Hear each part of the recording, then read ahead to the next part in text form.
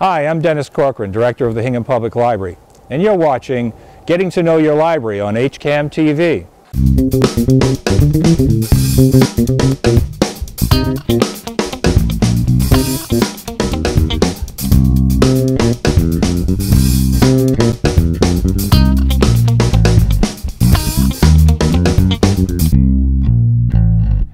Today we're going to give you a little tour of the inner workings of the Hingham Public Library. You'll get to meet the staff, you'll get to learn about our services, and you'll get to see some of the fine features of the library. Well, we should probably take a minute to talk about the library's mission. The library's mission, as we've expressly stated, is to provide for the educational, cultural, and informational needs of the community. That's a pretty broad territory to sort of work, but in many ways it breaks down into some things that I think people really find quite simple and intelligible. One of the big issues for us that comes out of that is to work with children on pre-literacy issues. We spend a great deal of time through our children's department doing lots of programs and activities, story hours and such, craft programs, and other types of activities that help young children build language skills, which prepare them for the more formal school setting. Other things we do, we also focus on lifelong learning activities for our public. In the last couple of years, we have been focusing on the age 55 and over population, and we've had dramatic success with that. We've been co-partnering with a group that's based at the University of Massachusetts, Boston, called the OLLI program, O-L-L-I, which is the Osher Lifelong Learning Institute. And their mission is to provide educational opportunities for seniors. And it's college-level work without the tests and the grades, so it's a very comfortable fit. So we've been doing a lot of classes here at the library, both with an in-person instructor, and we've been doing video conferencing over the internet, which is interactive. So we're running a class out of our Witten meeting room that might be originating in Boston on any number of topics, courses, in fact some of them are, where they run multiple weeks. And what's happening is that our attendees in the Witten room are actually able to interact with the audience in Boston and the instructor in Boston can see our participants in Hingham and interact with them in real time. When we have a number of classes with an instructor in the room, it could be technically broadcast to other locations. We do a number of these programs that are called brown bags, which are simple lunchtime events, one-time kind of event where a speaker will come in and talk on a topic of history or sociology or economics. Any number of topics might be presented. And Hingham residents are invited to attend those brown bags for free. There's no need for the OLLI membership, which you do need for attending the courses, but the membership is very inexpensive and well worthwhile. So our focus there has been on lifelong learning. We also try to provide for the cultural needs of the community. Obviously the art galleries are a big piece of that, but we do lots of programming involving authors. Some of them are discussion groups. We have a discussion group coming up on some Middle East issues, which will be interesting. And we also do musical programs. Our partnership with the Boston Classical Guitar Society goes back almost 15 years. And we bring in some of the most wonderful musicians that you can imagine. These are highly trained musicians that really appreciate the Hingham performance venue. It gives them a chance to appear before a very appreciative audience that we have built up over the years. So that's another example of the cultural programming. Informational programming that we do involves presenting information on timely topics that may be of interest for daily living, and those occur from time to time as well.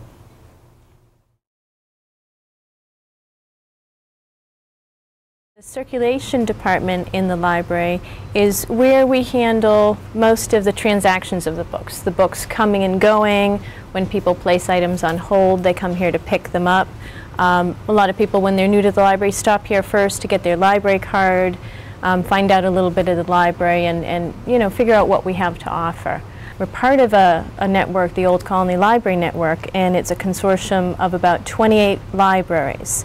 Out of that, we actually circulate over 416,000 items last fiscal year that we just checked out to patrons who've come into the library.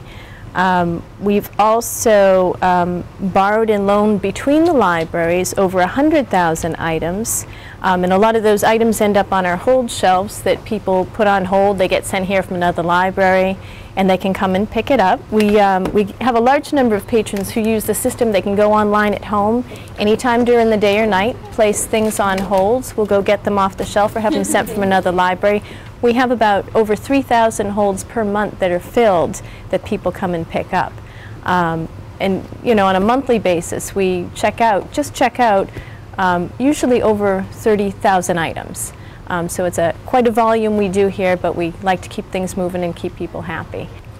At our particular library here, we have over 14,000 registered borrowers, and last year alone we had about 266,000 visits to the library.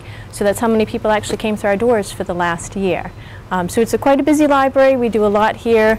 I like to think of the circulation department as the heart of the library, where, you know, everyone stops, things happen, and then they go out to the rest of the library. Some other things we offer are individual study rooms. So to the left of our main desk, we have 3 individual study rooms, which are glass enclosed rooms, seat, you know, up to 2 or 3 people at a time. And they're very popular. People use them. We have Wi-Fi throughout the building, but they get Wi-Fi there. They also have plug-ins if they want to bring their laptops, and sometimes they just need a place to go and shut a door and do some quiet study. So the study rooms are ideal for that as well. In the circulation area, besides a large volume of books throughout the entire library that we check in and out, we also have magazines and newspapers. We have a magazine and newspaper room that's very popular for sitting and just flipping through a magazine, looking at today's newspaper. We have a good selection, as well as now we have downloadable magazines as well, which is a new product we offer through the OCLN website and our home website, hinghamlibrary.org. We have a magnifier for people who have vision problems. That's actually located behind this area in our large print magazine room, and for people who have vision problems such as macular degeneration, they can actually use this magnifier to, you know, make print visible. It changes the size, it can change the color. It's helpful for people who, you know, need to read and are having a problem with that at home. Our rental books circulate for a week at a time, and patrons can just pay $1 per week. And what these are the newest, hottest releases. So some of these books have a holds list. People maybe don't want to, you know, wait for it. They might go to the bookstore and buy it. So instead, they could come see one of the most popular books here and just take it out for $1 for the week. Members of the community can put up, you know, little boards about events going on, so that when patrons come in, they can see this and see what's happening in the community. You know, thematically, every month, 2 staff members, Carol Lipsett and Marcia Sinclair, work on putting up a new book display. This particular month is Think Warm, and they pick out books thematically and always do a great display, so when patrons come in, they can see something different, something, you know, fun for the month. So if you'd like a library card and you're either new to Hingham or new to the library, what you do is you just come right to the main desk. We would ask you for a driver's license or other photo ID showing your current address. And if you don't have that, we'd also ask you for a photo ID of some sort with something showing your current address, like a piece of mail, utility bill, checkbook. Once you have something with your name and address on it, we would enter it into our computer system. It just takes 2 minutes to type that information in, your contact information and phone number. Once you do that, we hand you your new library card, and you're good to use it at this library as well as all other libraries in the OCLN network.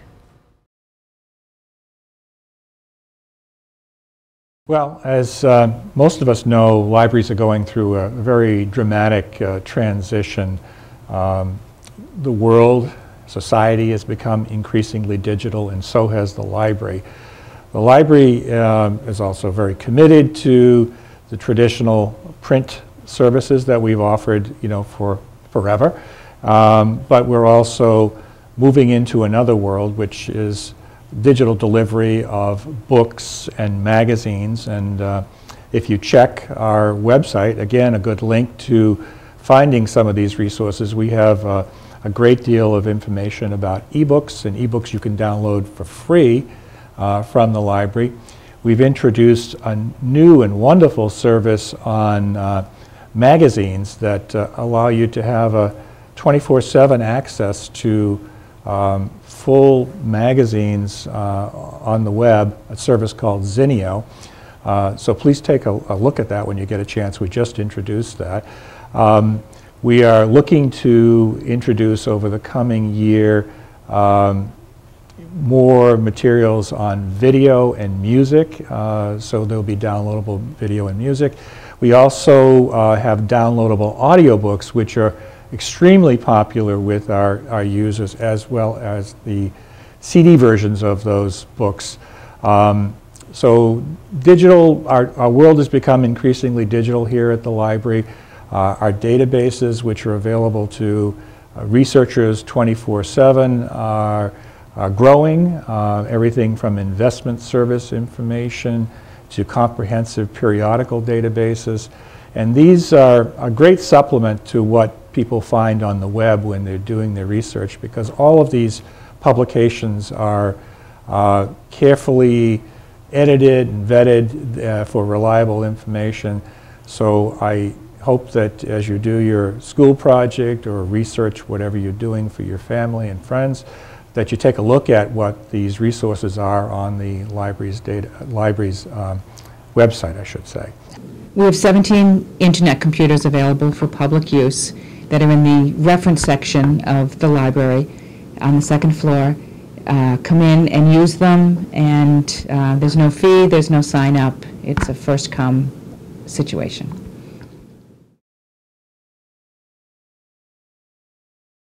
Hi, I'm Peter Thornell, a member of the reference department here at the library. One of the fastest growing collections here at the library is the ebooks, or downloadable book collection. Ebooks and audiobooks that can be downloaded. We just overhauled the whole system, so there's a brand new software that helps the process. It's even easier than it was before, very intuitive. We have about 5,800 ebook titles that can be downloaded by patrons right now, and about 2,000 audiobooks, and that number is growing every week as we add more and more titles. And people really love the service. They work on all different devices, from Kindles to iPads, Nooks, your phones, computers, lots of kids books, and all different genres and styles of books. So it's a great collection that's growing all the time. When you're starting out with ebooks, most of the devices work pretty much on their own. Some of them you have to download some software from the website. We help people here at the reference desk all the time during the week with this process. You just do it through the website. We have little handouts here actually that you can come in and pick up. There's one for every different device you can use. The books go out like any other library book, so if we have one copy of a title, one person can have it at a time, and you get it for 2 weeks, and then it just goes away to the next patron in line. Another feature we have at the library, which is brand new, which people really love, is digital magazines you can download to your devices, your computers, your phones. The program is called Zinio, Z-I-N-I-O, and you can find out about it on our website, or you can come in and we have handouts here about it too. Basically, it's just a way for you to get a subscription to any of these magazines online, everything from Esquire and Newsweek to all kinds of crafting magazines and hobby magazines. And it's a great feature because a lot of libraries have had to cut back on some of their print subscriptions, in-house magazines you can take home and read. So this is a great way to be able to to get all these magazines really quickly, really easily. And a lot of them are great because of the digital process. They're really clean, crisp images. You can blow up the images or blow up the text to see it even easier. So we just got this, I think it just went live in February. So it's very, very popular already. A lot of people are using it, and it's another great feature that we offer here. We also have a really great music collection here at the library. I'm fortunate enough to be the person that buys and cares for the music collection here. We've got over 10,000 CDs from all different genres of music. We have the newest releases, again, in every genre, all kinds of pop music and classical music and jazz and world and soundtracks. They're in the audio-visual department with the movies and the audiobooks. There's just great stuff. They go out for 2 weeks at a time, most of them, and it's one of the most popular collections in the library. The whole AV department, the CDs, the movies, the audiobooks, are just immensely popular, which is wonderful. We have, as we've mentioned, downloadable ebooks and audiobooks and everything else, and people ask a lot about downloadable music and movies in the future too. That's something that we can't do now because of the way the rights management for CDs and DVDs. It's difficult to download one copy and then let 10, 20 limitless people use it. But I know in the future that will be a way that I will buy physical CDs, and we'll also start buying some CDs that you probably will be streaming access to instead of downloading it onto your computer. You could listen to it at the moment. That's still probably a few years away, but it's definitely somewhere that the collection as a whole is going. One of the best things we get to do here at the reference desk is to help patrons use what we as a library offer. So if anyone has any questions or issues about ebooks or the computers we have here, or downloading services, or using Zinnia, using the website, anything, they can contact the reference desk. You can come in person, which is what we like the best, or you can call, send us an email, and any one of the three of us, Kathy Leahy, Ann Dalton, and myself, are more than happy to help you figure out how to use all these things so that you can really get the most out of what the library has to offer. So anything you need to know about our library, the services that we have in-house and events that we have, or all of our online services, you can find at our website. And on the website, everything's listed pretty cleanly. Up top we have a link for my account. You can see what you have checked out or what holds you're waiting for. You can see our hours, you can see museum passes. You can book museum passes right online. There's a calendar of events over here. You can just see what's happening any day, today, a month or two ahead. All the different news events that are coming up, new concerts, new changes to the library, new children's events are listed right in the middle. And then on the right-hand side we have all the different online features that we have. As I mentioned before, the downloadable audio and ebooks, the Zinnia magazines, the Mango online language learning for Hingham residents. The blogs, right now the active blog is my music blog. Once a week on every Wednesday morning there's a blog goes out about a new addition to the CD collection, so it's just a way to keep updated on what's new in music. Book letters, a link for readers advisory work, trying to find a new good book to read. You've read a great book, want to read something like it, you can go on book letters and get all kinds of other lists of great books you might be interested in. Obviously the buttons for Facebook and Twitter feeds that we have. You can sign up on the website for all kinds of different events and notices whenever we add a new program or concert for adults or for children. You can specify which ones you want. And links to the town, obviously the whole town site, and anything you need really about us. How to use whatever we have, the downloadable, the databases for articles and journal articles and consumer reports, which we have online now. You can access here too. So there's a lot of good stuff on the website. We recently added a great thing to our reference collection. We've always had Hingham High School yearbooks going back to the 30s, but we recently had them digitized by the Boston Public Library, so you can now go onto the website and view the yearbooks. If you go to the main page at the moment, and we scroll down to Hingham High School yearbooks, there's a link in here to view all the yearbooks. There's a couple books that we didn't have, 64 and 67 we didn't have, but all the other ones are available chronologically from the most recent first, going backwards. And you can just click on any of these and page through all the yearbooks, which is great, because the yearbooks physically have gotten, we can't buy another one. If it tears apart or breaks, we can't replace it. So it's great to be able to have it in the digital format so that anybody can use them and make copies and see pictures. And a lot of people lose their yearbooks, and they love to be able to come back and see these. So this is a great new feature that, being a very digital library and really being interested in all these processes, it's a great feature for us.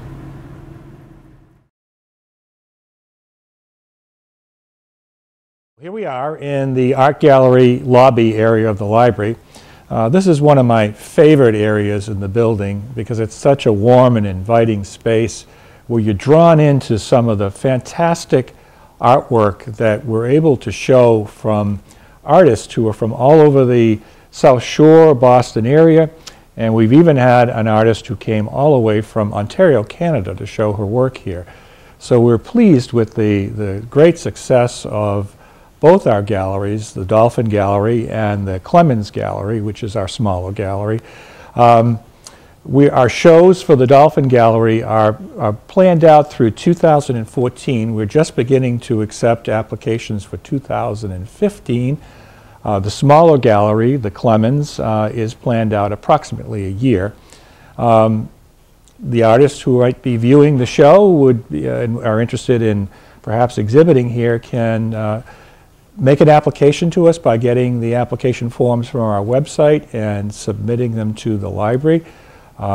It takes us probably about 30 days to process an application and make a decision about a show. So I hope you spend time looking at these fantastic exhibits as you come in. It's a great conversation maker with your friends and neighbors. Everybody gets to be an art critic when they come to the Hingham Public Library, but it's a wonderful thing that builds a sense of community. We have a program with Museum Passes where we offer passes to about a dozen local museums, mostly in Boston: Museum of Science, Museum of Fine Arts, Boston Children's Museum are just a couple. We also offer the Plymouth Plantation. You can reserve any of these museum passes on our website for Hingham residents with a Hingham Library card for a small fee. It's usually $2 per pass. And come in and pick them up, and you can head off to the museums. I am the current head of the audiovisual services for the library. I've been a proud employee of the library since February 7th, 1972. So in those 41 years, I've seen a great many technology changes. I've been asked to speak to you about the current types of items that we have, the services to provide to you from this department. Right now we have collections of audiobooks, music, movies, and art prints. The audiobook collection contains a vast variety of titles, both nonfiction and fiction. They are found in the compact disc and MP3 formats, and we also have the ebooks available through the downloads through the network. We also have handwritten guides to help patrons who are not familiar with how to download, and we provide assistance with people who would like some help in how to do that. The music collection is all on the compact disc format. We have everything from pop and rock music to classical music, jazz, world, and everything in between. For the movies, those come on the DVD format.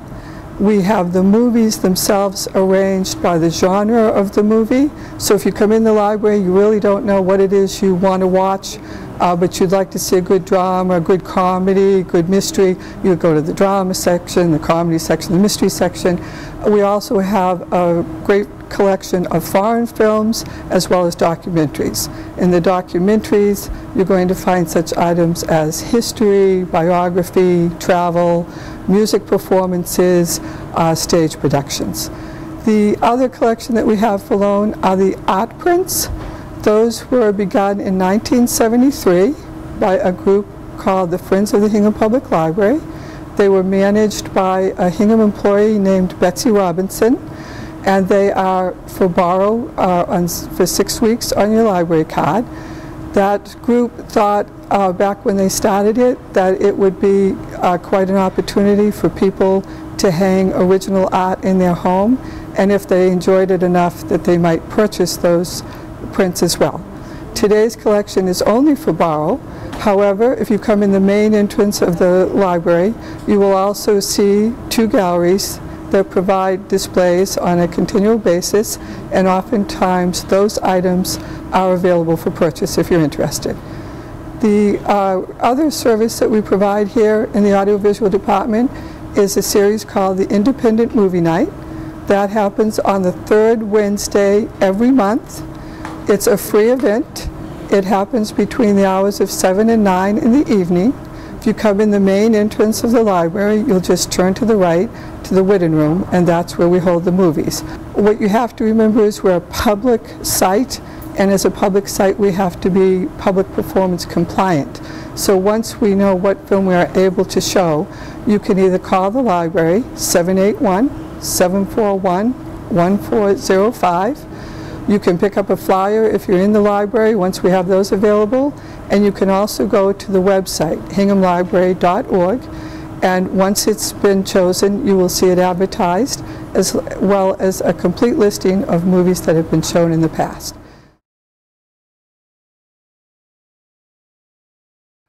One of the things that we pride ourselves on is having a very responsive and comprehensive website for the library. That website is hinghamlibrary.org, and it's really your entry point for both the physical and digital resources of the library, from basic information about hours and services and who to contact, lots of information about the activities that are going on in the library. There's a very full-featured and robust calendar that tells you what's happening in the meeting rooms, and not all those events are library-sponsored events.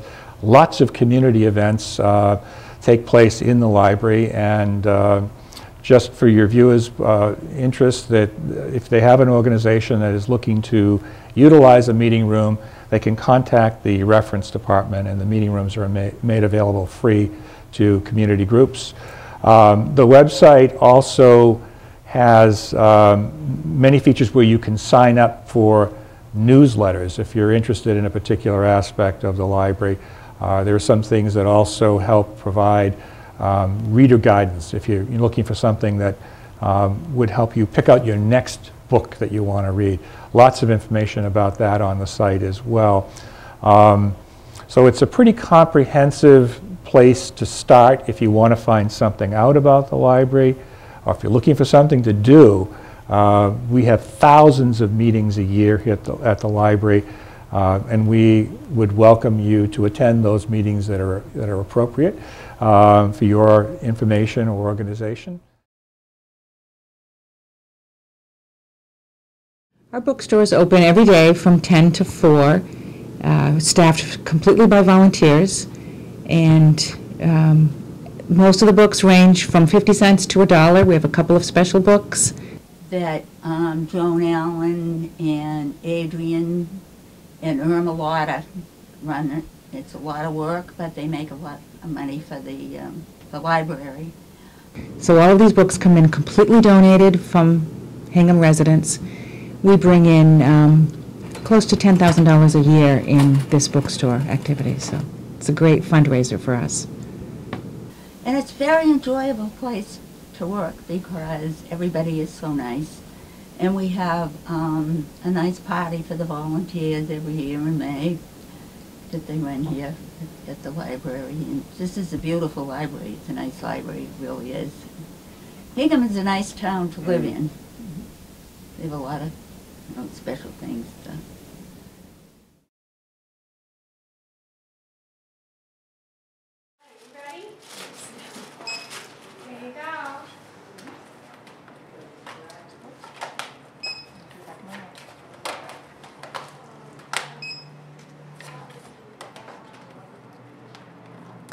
Yeah, we'll do a library orientation tour for anybody that wants one. I could give you one if you're ever interested.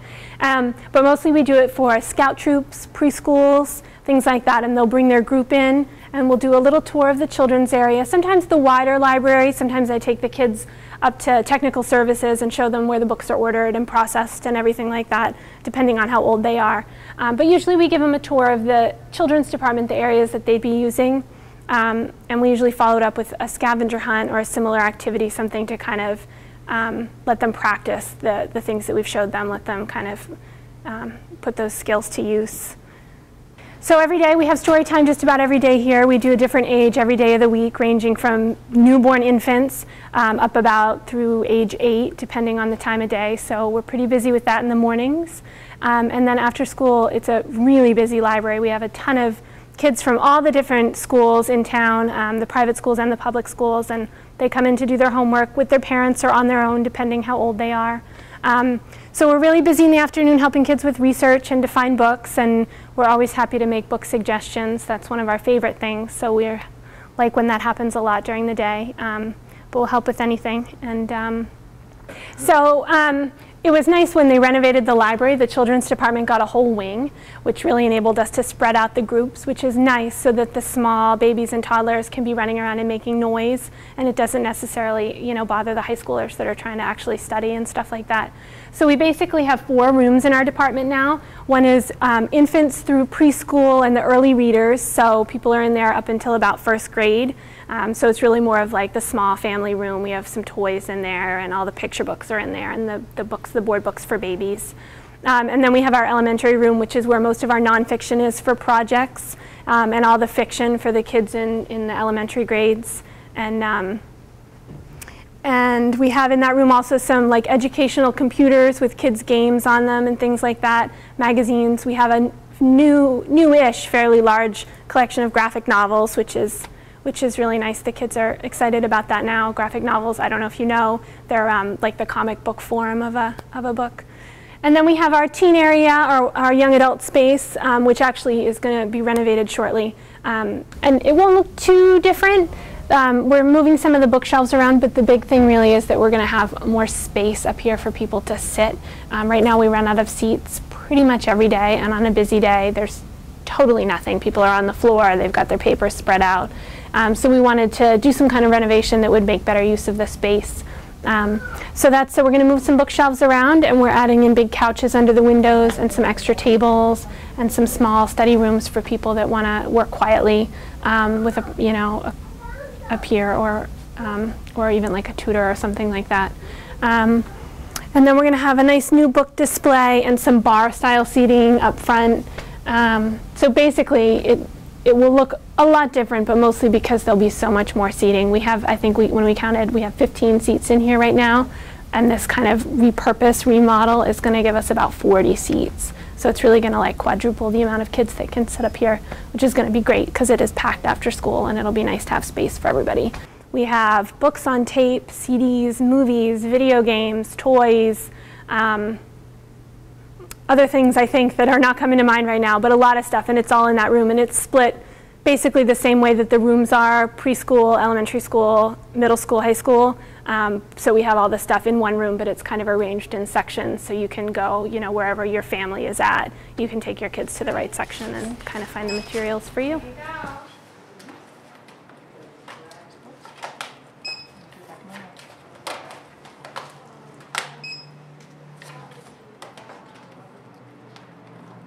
So the summer reading program, we have it every year. We start planning for it in January. It's huge. We have usually about 700 kids that participate.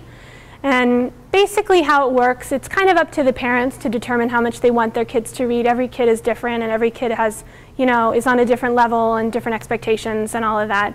So the parents sit down with the kids and do, you know, create a guideline. And so our part, the kids come in every week. They get a little sticker. We have a little card where we track their reading. They get a sticker. They get to pick out a prize. They pick out new books. So that's the reading part. The incentive is really just to keep kids reading at their own level and their own pace throughout the summer.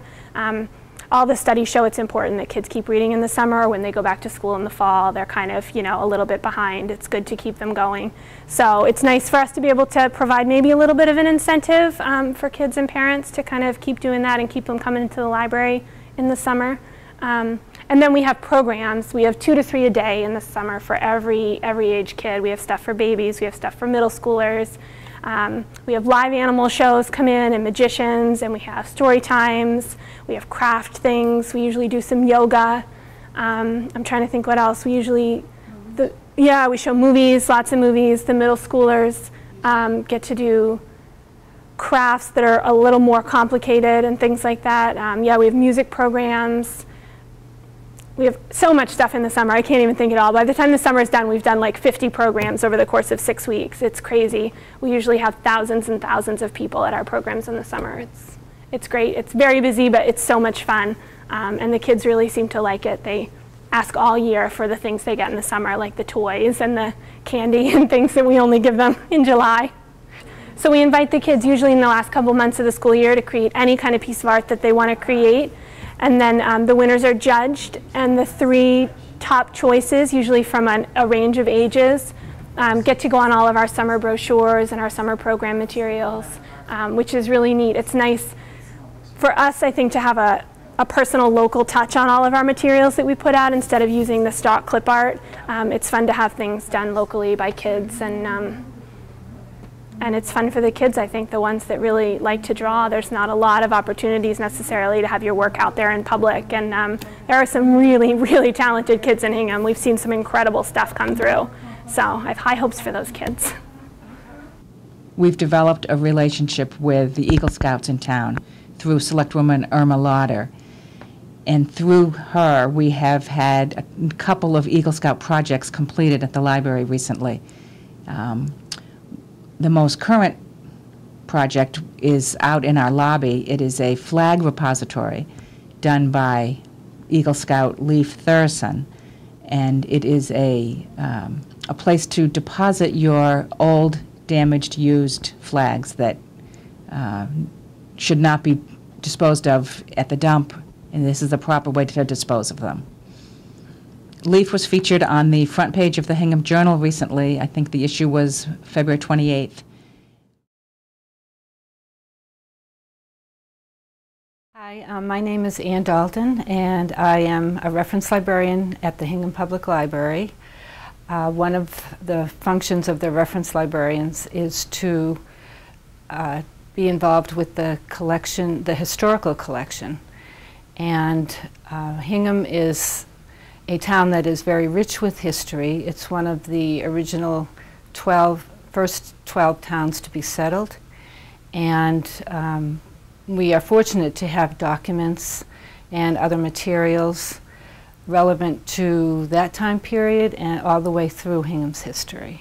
One of the earliest documents that we have is the recording of land grants to the early settlers in Hingham by Daniel Cushing, who was a town clerk in the mid-1850s. Here's a page or two from the original book. You can see that it's really in quite good condition. We've taken care with it to try to preserve it as best we can. Nowadays in Hingham, you can buy a house for a lot of money, and in those days they gave land away to the settlers, and they were all given a fair allotment of land. So in fact they usually had more than one piece of land, because there was also land for salt hay growing to use. Hingham was particularly known for leather making, cordage, for shoe making, and also for coopering Hingham's known as the bucket town, and one of the industries was making buckets, which was actually a pretty important industry at the time. This book is an account book from a woodenware business that was in, it's called the French and Beale Company, and they were involved in woodenware industry.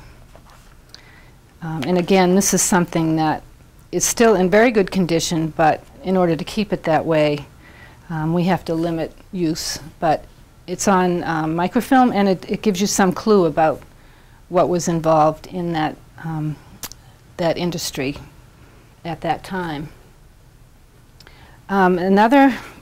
We just recently had the glass slides digitized, and glass slides were the photographic process that was used in the 1800s after the daguerreotype.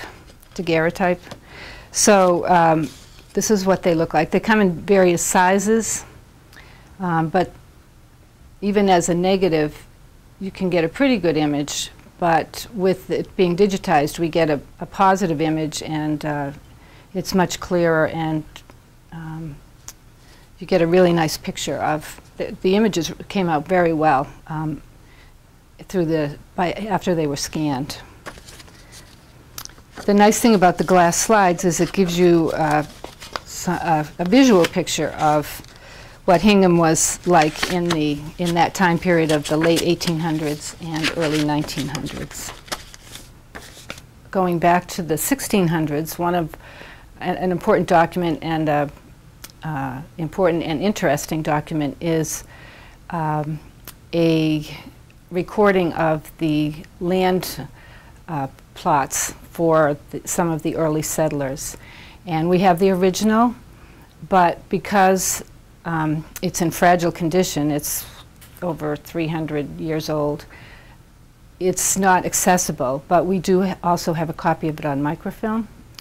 And a lot of the early materials that we have are available on microfilm because of the fragile condition. The historical collection is mainly housed in 2 rooms in the reference area. The first room, which is the room we're in here, is mainly books, and most of them pertain to Hingham's history or history of the region, or we have some family genealogies. Hingham has some names that go back to the 1600s, like Tower, Beale, Cushing, Fearing,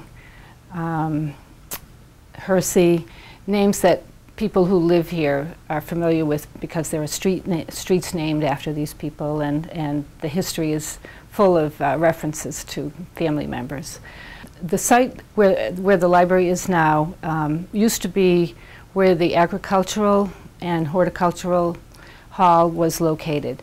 And so we have a lot of papers that were given to us that pertain to that. And that building and institution was a very important part of Hingham's social life as well as a cultural center at the time.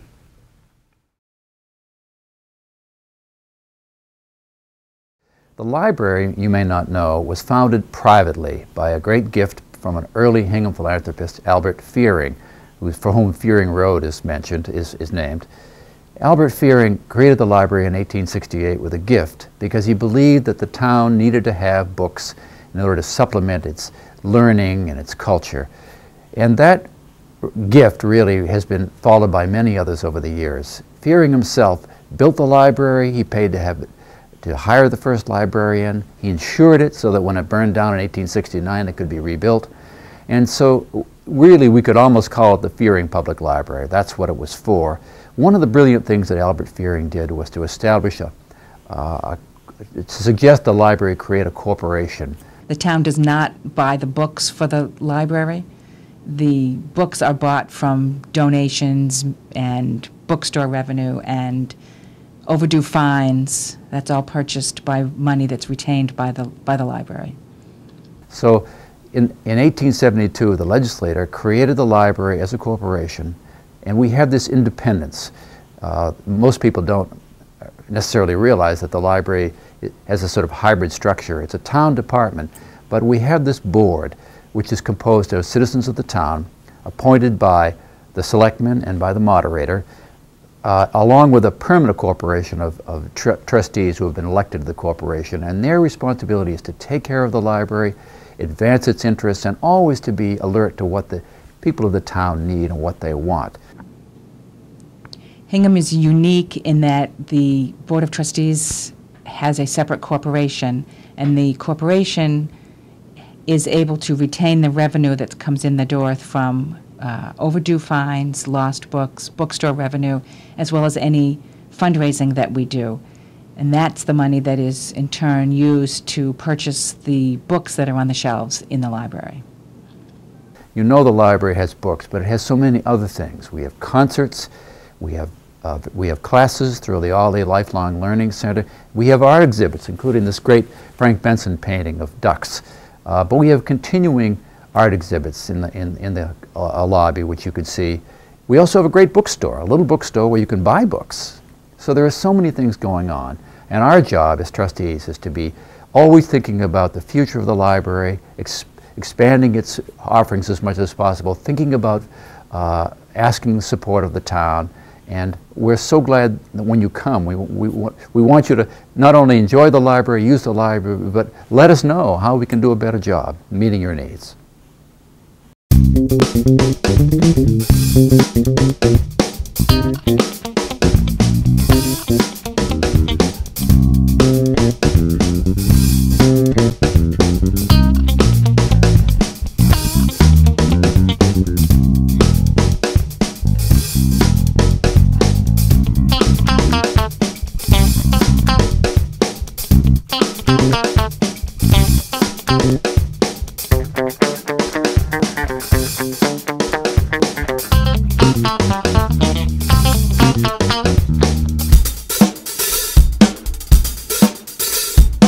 Thank you.